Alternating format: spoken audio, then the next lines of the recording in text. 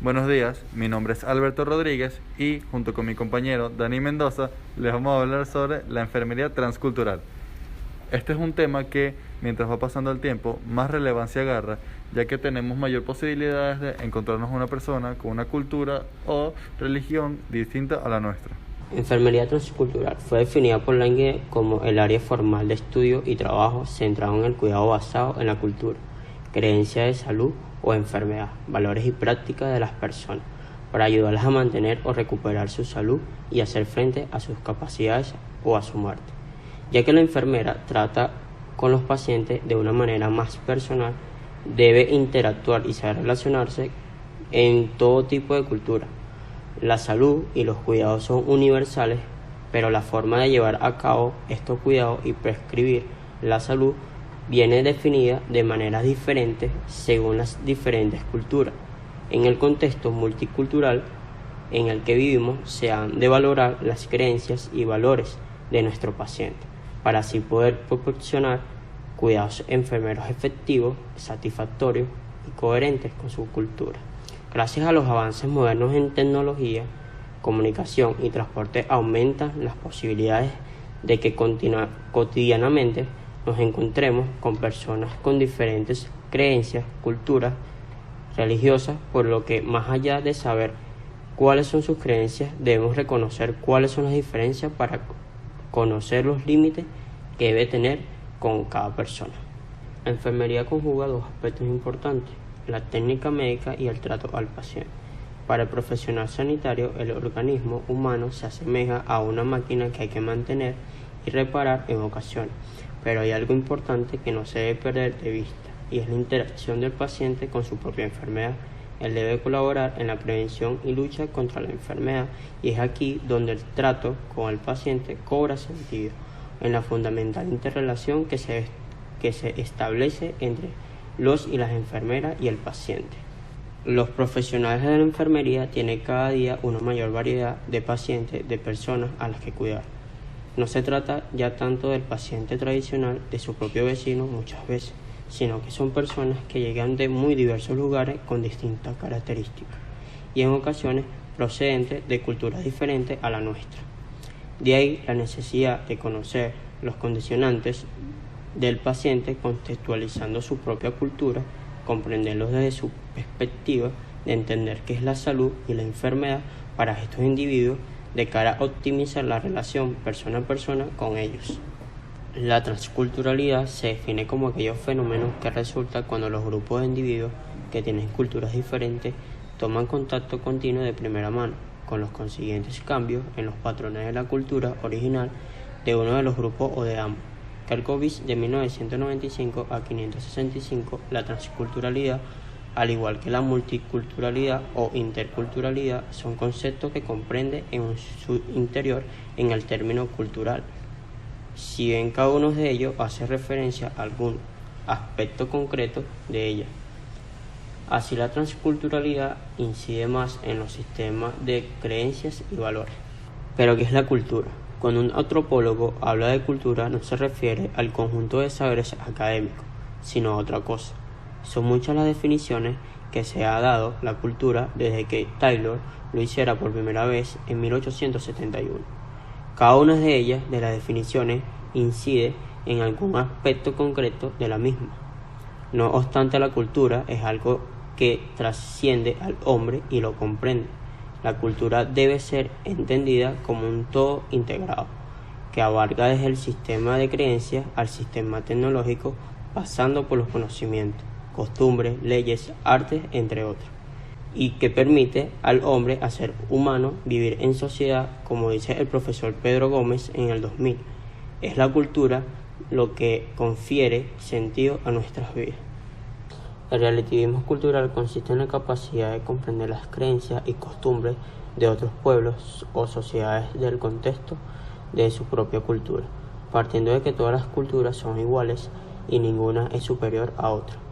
El relativismo cultural es lo opuesto al etnocentrismo, es decir, la tendencia a juzgar las creencias y costumbres de otras sociedades desde la propia cultura. Estos son dos conceptos que se debe tener muy en cuenta a la hora de hablar de diversidad cultural. El etnocentrismo es consustancial a cada cultura en tanto que refuerza al grupo y es uno de sus mecanismos de reproducción. Desde que el individuo nace, es educado en las creencias, valores, prácticas de su propia cultura, a la que considera distinta y superior a la demás.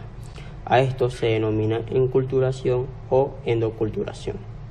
El antropólogo norteamericano Kroeber definió en 1948 el etnocentrismo como aquella tendencia a suponer el universo girando en torno al pueblo propio y que considera al endogrupo siempre situado en el correcto y verdadero. Todos esos grupos equivocados e incorrectos cada vez que su conducta difiere la del propio grupo. Este etnocentrismo es aquel cuando se habla de la diversidad cultural induce a que se entienda a pensar solo en la diferencia respecto a nosotros y no en las disimilitudes o en el porqué de esa diferencia. Y se pierde de vista que al caracterizar un sistema, una sociedad o una cultura hay que tratar tanto de las diferencias como de las semejanzas verificables en un momento dado o en un tiempo determinado. Buenos días, mi nombre es Alberto Rodríguez y yo les voy a hablar sobre la transculturalidad en un ambiente clínico u hospitalario. La presencia en los hospitales y centros de salud de personas con características diversas procedencias o etnias presenta una serie de cuestiones que los profesionales sanitarios deben resolver en el día a día.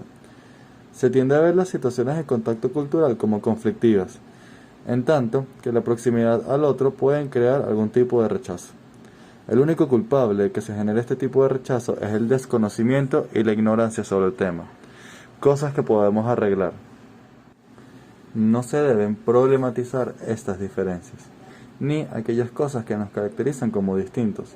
Más bien deberíamos sentirnos orgullosos de tenerlas. De esta manera podemos evitar la marginalización en nuestro entorno laboral y profesional de todo aquello a nuestras costumbres y creencias. Si en los países a nivel mundial se hubiesen reservado cosas como la gastronomía, la música, los bailes, hoy en día no disfrutaríamos de todas esas cosas en nuestro país. Esta y una eternidad de otros ejemplos son causados por las cosas buenas que puede traer la inclusión cultural en nuestro ambiente.